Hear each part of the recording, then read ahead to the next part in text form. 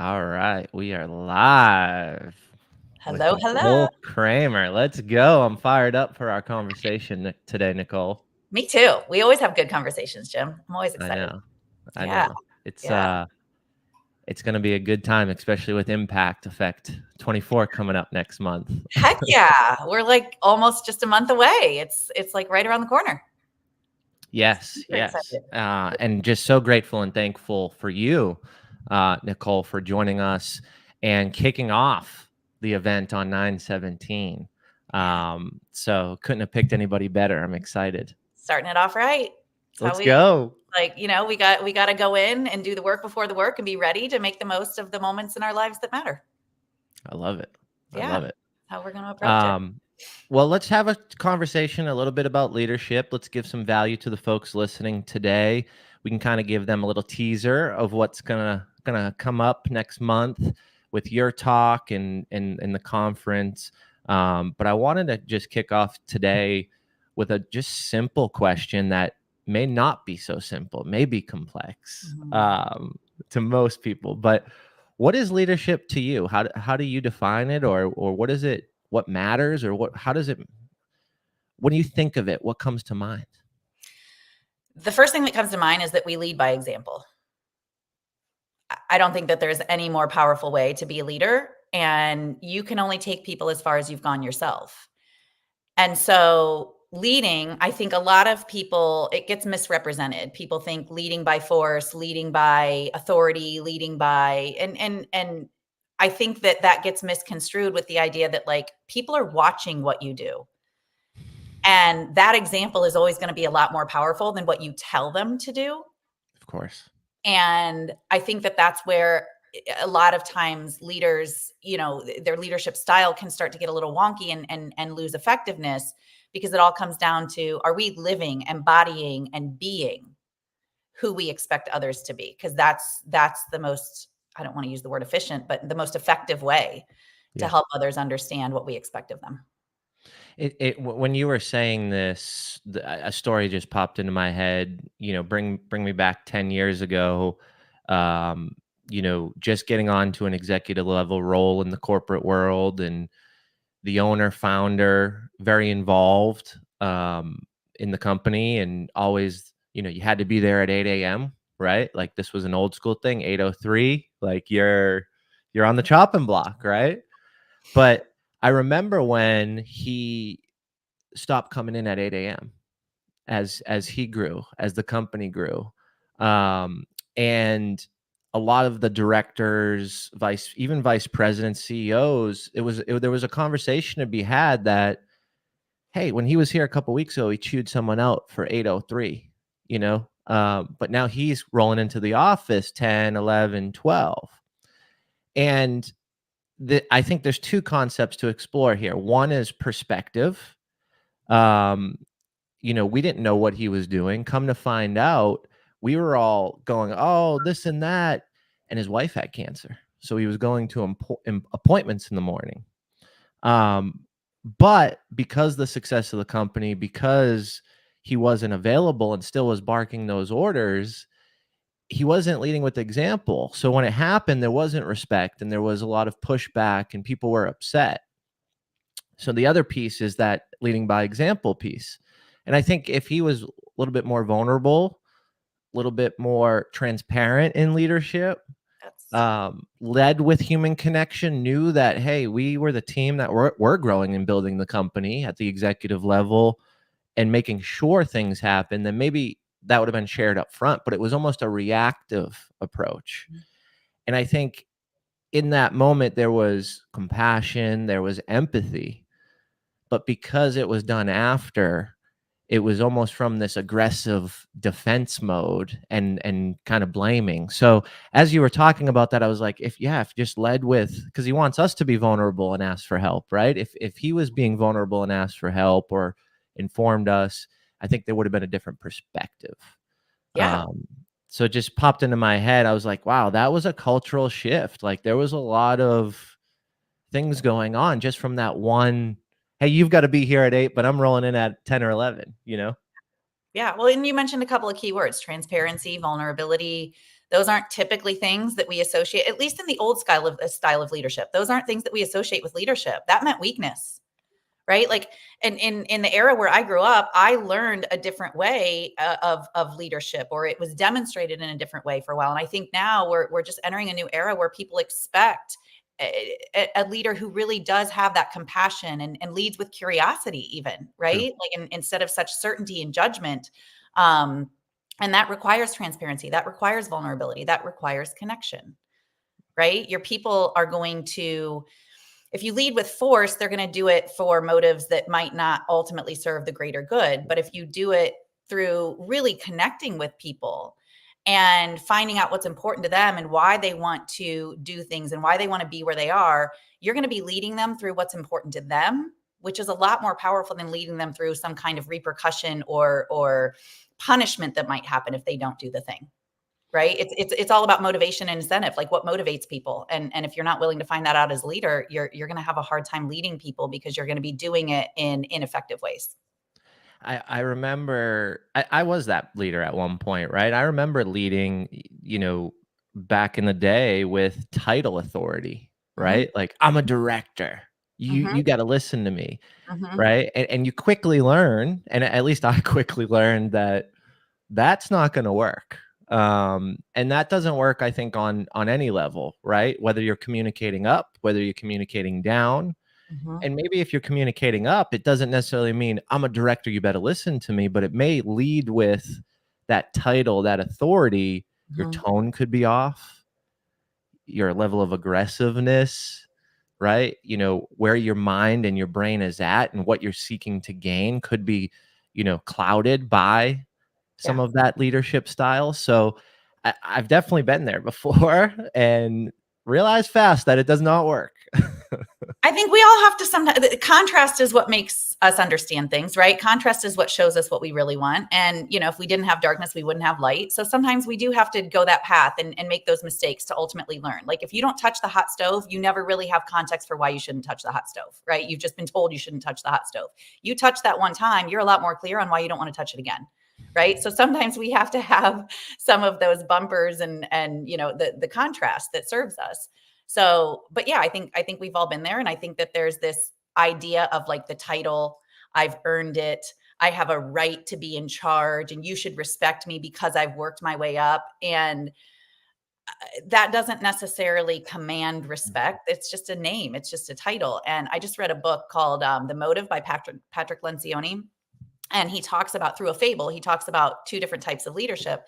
And one is that leadership through, like, I have the right, I've earned it, like this idea that, I've worked so hard to get here and now I get to like benefit from being Yeah. in this position and having this title, versus understanding the true responsibility that leadership is, right? Like, you're doing the hard things, you're doing the things that you don't want to do, and you're having the hard conversations, right? That's along the lines of transparency and vulnerability. That means you're getting in hard conversations with people and you're helping them become better versions of themselves. That's what I think a leader really is. Are you leading people to become better versions of themselves? Not, are you leading people to do the things you want them to do for you?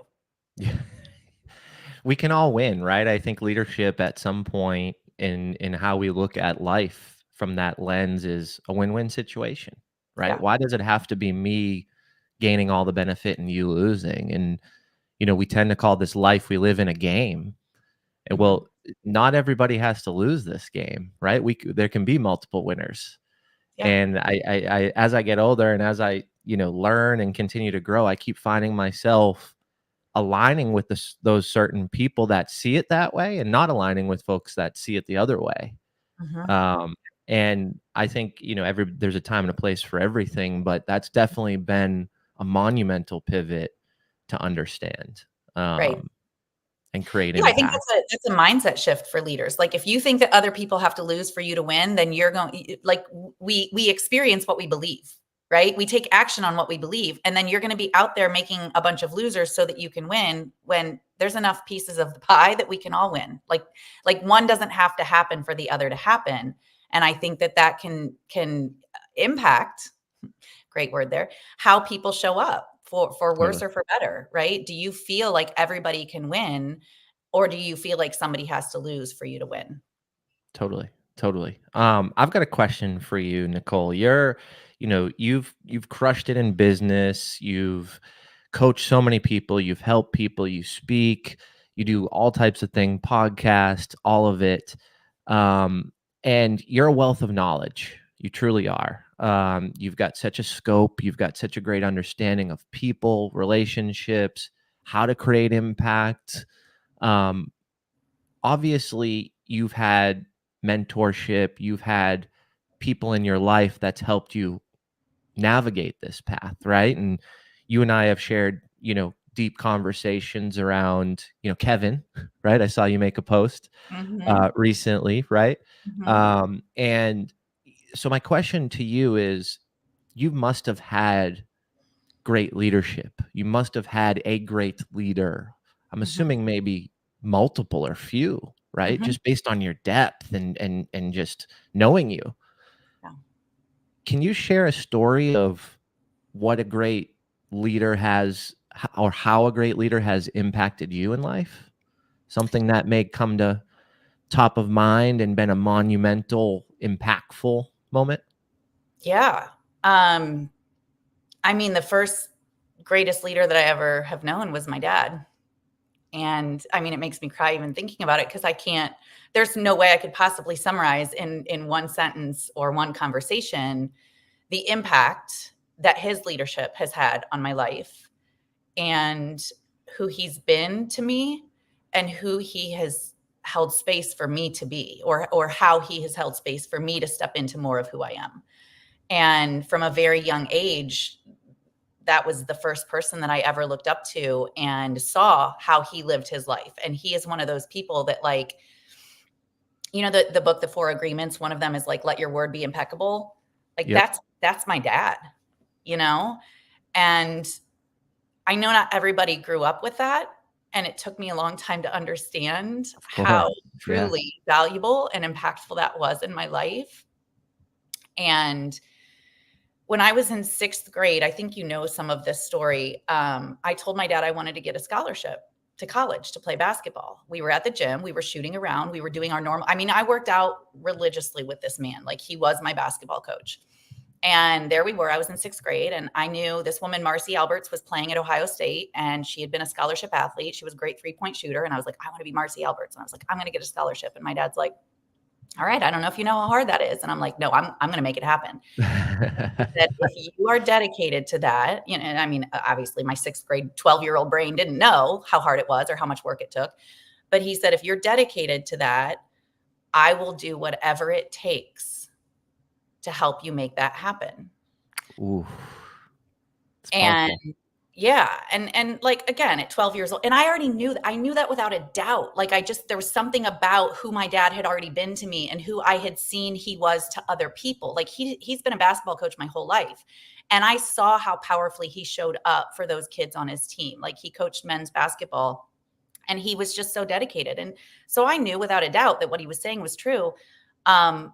But what it allowed me to do is to make that commitment and step into that role for myself, because he honored that. And he also promised me that he would buy me any car that I wanted. So that was kind of cool when you're 12 years old. There's a little extra incentive there. He's like, if you get a scholarship to college, I'll buy you any car you want. And from 6th grade on, true to form, there were days that I didn't want to do it. He was reminding me. He led me through that. He's Yeah. the reason that happened. And he's the reason that I was, able to step into that. And so, yeah, there I was as a senior in high school. I got my scholarship and got my car, the most important part. And I look back and I'm like, wow, who I was able to become because of his leadership, because of his commitment to me. That, to me, as a leader, somebody who's so dedicated to allowing or helping somebody else to step into who they really are, because they see that greatness. And that's one story of somebody very close to me. Somebody else who, like you said, like, that's not my only mentor, right? I've had tons of them. I hired By the way, you're choking me up because I want to be that dad. You I do. already are. I've seen you with Ellie. Like, you know what I mean? But it like, literally, if we stayed on that topic, I'd probably cry even more buckets. But that was honestly one of the most impactful experiences of my entire life. And there's so much more I want to say about that, because it really, like, there's nothing greater than having somebody in your life that believes in you at that level. At that level, yeah, and at that age, right? Like, that Yeah, age is important, that's the first. You mentioned commitment. That's the first big commitment probably you've made. There's other big moments leading up to that age, but, like, that was a definitive moment, right? And I think that's so powerful in leadership. Like, what I'm taking away from that is there's definitive moments that we want, we urge, we need the help. We want to feel heard, seen, yeah, right? We want that support. And what happens in those pivotal moments when we're vulnerable and we make those large commitments, I think that's what signifies great leadership, right? Because there was that offering was there, and that support, and that, I mean, there was two people making a commitment that day, yeah, and the impact that's had on you yes, to this day, right? Like, that is leadership, and that gave you an opportunity. It allowed you to build a deeper relationship, I'm sure, right? Like, those yeah, days you didn't want to, where, there yeah, might have been some conversations to be had, but, like, that next day there's that gratefulness and thankfulness. yeah. Um, That's exactly it. It's two people made a commitment that day, and honestly, one of them wouldn't have been able to keep it if not for the other. of course. Like, I look back Yeah. and I'm like, my 12-year-old brain didn't know what I was committing to. I really didn't. But to have somebody understand at that level what I was capable of and hold me accountable, I think that's a big part of leadership, right? Like, yeah, I didn't know I was gonna be needing a tissue box today, but I know neither of us were prepared for this. You're asking all the questions, Jim. you're Um, hitting my heart deep right now. Yeah. Well, and you and I are always capable of having we always have this level of conversation. I just don't think we knew we were going to do it live in front of a bunch of people. But if this is what helps people understand who they can be as a leader to someone else, like, because I will tell you too, I can't tell you how many times that I had friends of mine who were like, because I didn't appreciate it, Jim. Sure. I'm just gonna put it out there. I didn't appreciate it. There were times when I was in seventh grade, eighth grade, ninth grade, like, kids were going to the pool for the day. And I'm like, I've got to go do my basketball workout. And I'm mad about it.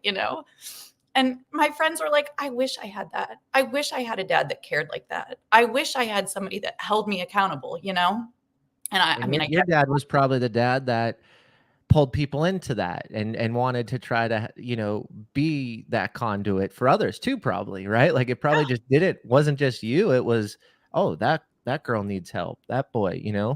still to this day at 71 years old, I go to my nephew's baseball games, and my dad's like, I see them in between games. He rounded up like 8 kids, and he's doing like batting practice and grounding practice, and just because that's who he is. He Yeah. didn't have to. He's the grandpa that's just there to sit in the sun and enjoy the game, but he's like, let's go over here and do some grounding practice. We need some practice. And it's like, yeah, he's committed at that level. He loves developing people, helping people. He sees possibility in people, and I think that's what a great leader is. And so yeah, it took me a long time to appreciate it, to understand it, but I think that's really what leaders are. They see something bigger in you than you can possibly see for yourself, and they're willing to hold that space as you understand how to step into it. I love it. I love it. Thank you for just sharing this at such a deep level. It's we can all talk about those little moments. We can talk about those, surface level leadership things, like someone gave you tactical advice, Mhm. right? And, like, you use that tactical advice and you made a career out of it, or you made a lot of money out of it, or you started a business around it, right? And that's great too. And I think there's a piece of that in every leader as well, to share that knowledge, but how to do it, how to find the potential in someone, how to Mhm. push them, how Mhm. to, make a commitment where, someone's running with you, Yeah. right? Like, that, Yeah. I think that is what we all seek in a world of human connection, in a world of, belonging, Yeah. right? Like, you have someone that aligns, that supports, that's there for you, Yeah. and they're saying, "Hey, it's gonna get tough, and I'm right here." Yeah. And, "Hey, you're gonna be great, and you're gonna win this or that, or do this or that, and I'm gonna be right there too." Yeah. That's that's exactly it. I'm going to be there. You've got this. You can do this. I know this, and that's why I you know what I mean? That's Yeah. really the message that they're giving. And I mean, even to this day, like, I think it was about 2 years ago, I was just having a hard time as an entrepreneur. And I was like, I don't want to do this anymore. And all people, of all people, my dad was the one who got on the phone and was like, hey, I hear you've been having some challenges lately. I said, yeah, I don't think I want to do this anymore. And he just, it was like, you were meant for this, Nick. You're so good at this. And like, he became, in that moment, he talked me off the ledge. And this is somebody who years before that, I was worried to go to him. I don't care how old I am. Like, I always love and respect my parents and want their validation. I was worried about telling him that I was going to quit my job and go off on my own. And I thought he might have, reservations with that, or tell me About that. Yeah. yeah, like, what do you mean? Because here's the thing. I had gone from 15 years as a high school math teacher to going to tell my dad, hey, I'm going to leave teaching and I'm going to go into this sales job. And even that was a hard conversation. And it was like, okay, you better hit the ground running. And then I did. And then I became number one. So then it was like, okay, cool. She did it. She made it happen. And then I'm like, well, now I'm going to leave this and I'm going to go do something else. And I don't need their permission, but I respect and love them. And that was a hard conversation. And so, I said, I'm leaving my job. I'm going to do this. He said, okay, well, I wish you all the best. And then here I was having a challenging time. And he was the one that was talking me back into it. So clearly, although I've had a lot of mentors and coaches in my life, he's been the most impactful in so many ways. And it's what has allowed me to interact better with other mentors and coaches that I've had in my life. Like, I wasn't always coachable with my dad. And I learned that when people are trying to help you, you have to receive it. You have to let them help you. And I learned a lot of that through my dad. And every mentor I've had since then, I have grown tremendously from every single one. Like, I feel so fortunate. Like I said, I call them my success team. I've got, just wonderful people that I've met along the way. And it's undeniable that I wouldn't be where I was without those people in my life showing me what's possible for my life. That's really what it is, right? What does a leader do? They reflect back to you what's possible for you, and they show you how you're capable of doing it. Boom. Yeah. Boom. Yeah. It's a magical moment for sure. Yeah. For sure. It Well, really let's talk about magical moments. September 17th and 18th, Impact Effect 24.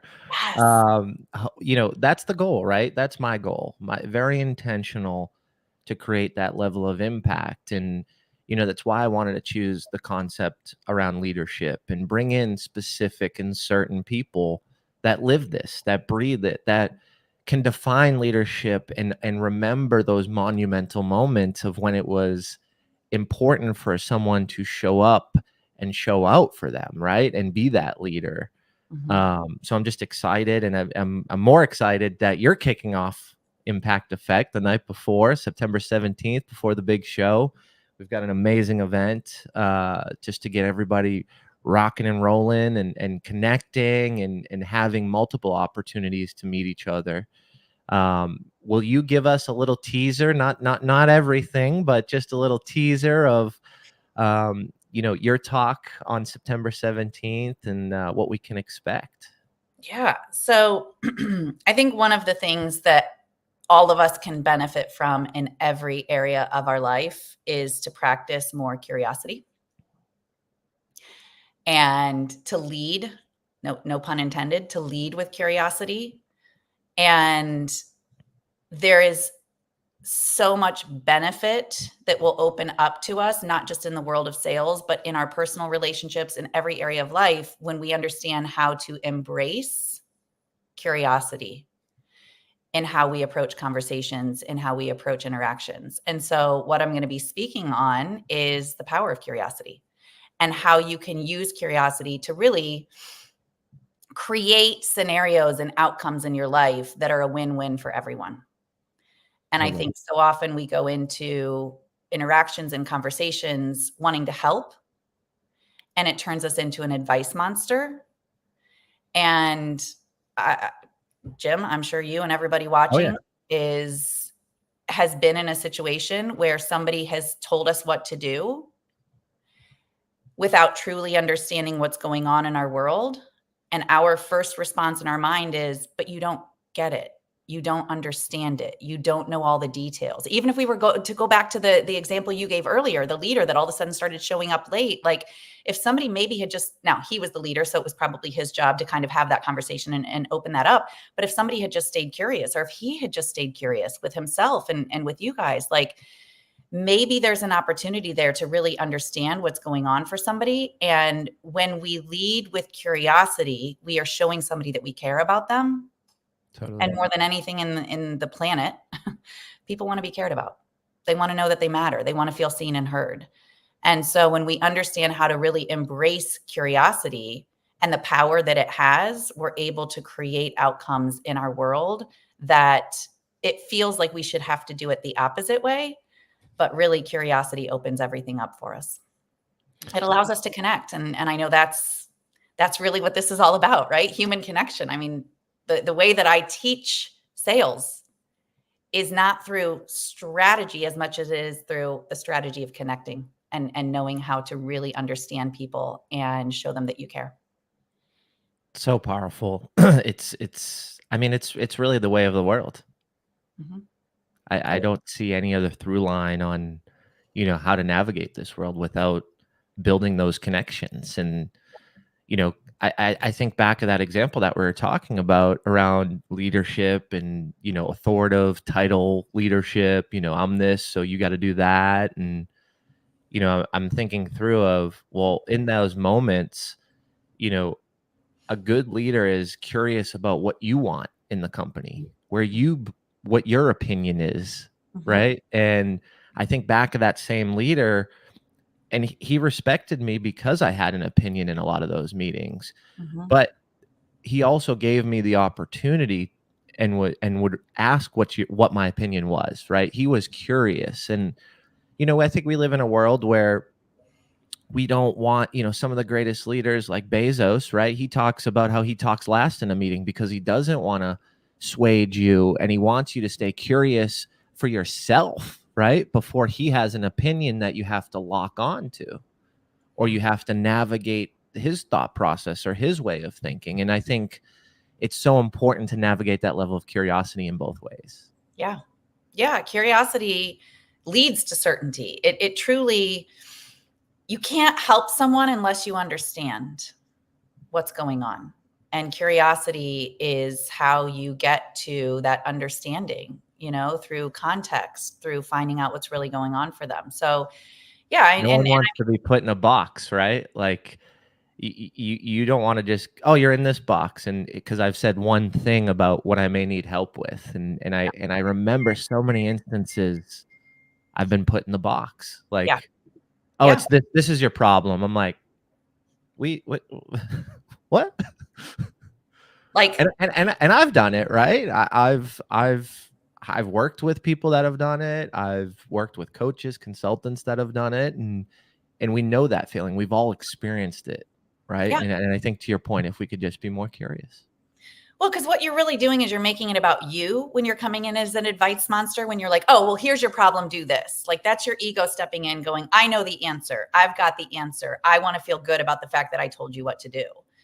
But a true leader is somebody who doesn't jump in like that and truly seeks to understand what's going on and connect with the other person and really understand. Because when we can help somebody understand what's important to them, that's the best way to motivate them.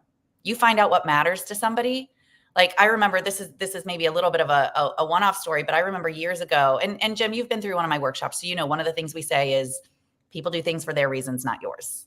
Right. And so understanding at the heart of it, why somebody's doing something is so important. Well, the first time I ever actually learned that is when I was working at Aramark, and my manager, Gina, who was amazing at all of this, I didn't know how to get past the gatekeeper in the appointments that I was trying to set. And she said, well, why do they care about helping you get to the person you want to have the appointment with? And I looked at her and I was like a little confused. And she's like, you need to find out what motivates them, what's exciting for them. This is the person who's like the office manager or I wasn't even seeing that as, oh my God, I should care about them. I should stay curious with them. Because if you get that person on your side, guess what? They're going to go put you in touch with anybody you need to be in touch with at that company, because now they feel seen and heard because you stayed curious long enough to show that you care about them. And I think at any level, no matter what we're doing, whether we're selling or leading people, which is all one and the same, right? It's how do you actually connect with the humans that you're looking to impact and influence? And the way you do that is through curiosity and showing empathy, showing I get you, I see you, I understand you, I've been you, I've helped people like you, whatever it is. It's like when people feel understood, they'll step towards you, they'll trust you with what you're going to tell them. But if you just try to tell them things, it's like if you walked into a doctor's office and the doctor was like, well, hey, I'm glad you're here, so I think you should take this prescription. You don't know me. You don't know questions, right? Prescription before diagnosis is malpractice. And it's the same in all of our personal connections as well. So let's stay curious a little bit longer and show people we really care. I don't know about the listeners right now who's watching this or may see it on replay, but I'm fired up after that. I can't wait for your talk, Nicole. Thank you. Yeah, you're welcome. Thank you for doing what you do and bringing all of us together and giving us the opportunity to connect. And for anybody who's watching and listening, if you're on the fence and you're thinking about going to Impact, I better see you there because it will change your life. Let's go. Well, thank you, Nicole. I appreciate taking some time today and just chatting about leadership, and hopefully some folks can understand this, relate to some stories, but most importantly, create and understand how to leverage the concept to your own world, your own stories, your own leadership style, right? Not everybody's the same, but everybody's unique enough, and everybody has experienced some level of leadership in this life, whether that's good leadership, poor leadership, ugly leadership, but we've experienced it. And my goal is that we can all rise above and become the leadership that we wish and want for the future, right? We need it more than ever today, especially with what's going on. So thank you, Nicole, for being here today. I appreciate you taking some time as always. What an amazing conversation. And we'll see everybody at Impact Effect 24 next month. See you guys in a few weeks.